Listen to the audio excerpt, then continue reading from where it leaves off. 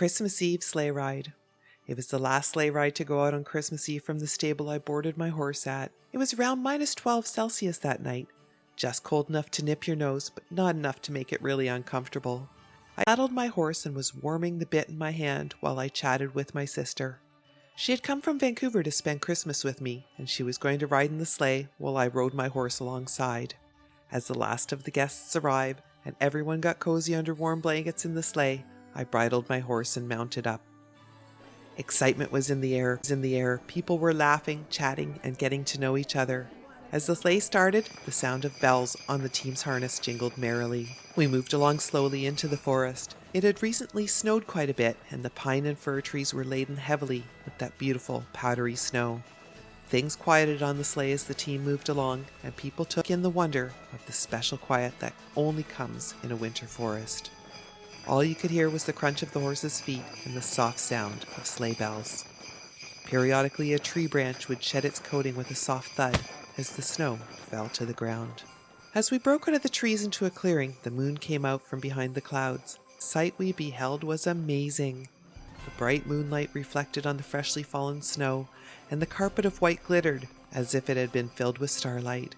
That special blue color of night embraced us, and we stared in awe. The driver of the sleigh clicked the team up into a trot and turned to the right to go around the perimeter of the clearing. I could not resist all that untracked powdery snow. Turning left, I urged my horse into a canter. As we circled the clearing, I looked across the field and saw the silhouette of the sleigh moving through the snow with the mountains and the moonlight in the background. The horses' breath was steaming in the cold and some heat was coming off their coats. Glitter and blue light created a scene from a postcard and were forever etched in my memory. It was beautiful.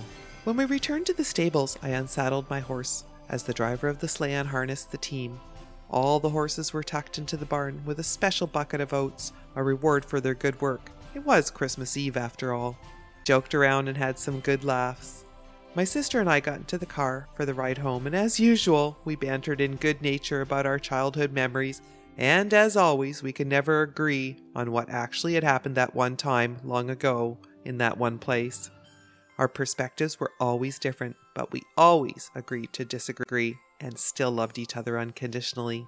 Later, as we relaxed by the fire with our schnapps-laden hot chocolate, warming our toes and hearts, we recounted the night's experience. I told her what I saw across the clearing in the moonlight, and she related her vision. She had looked across the field and saw the silhouette of a woman on a horse cantering peace through the snow and blue moonlight, with the mountains behind creating a backdrop of unparalleled beauty. The horse's mane and tail blowing out in the breeze created by movement matched the hair of the rider flowing out behind. The snow was kicked up behind the pair, creating a plume of glitter, and the horse's breath hung in the air. She said it was one of the most amazing moments. We both laughed because, as usual, we were both in the same place at the same time and came away with completely different perspective on things. As time has passed, the reality of the video in my memory has faded to that picture-perfect snapshot of a Christmas Eve postcard that I will never forget. Merry Christmas, everybody.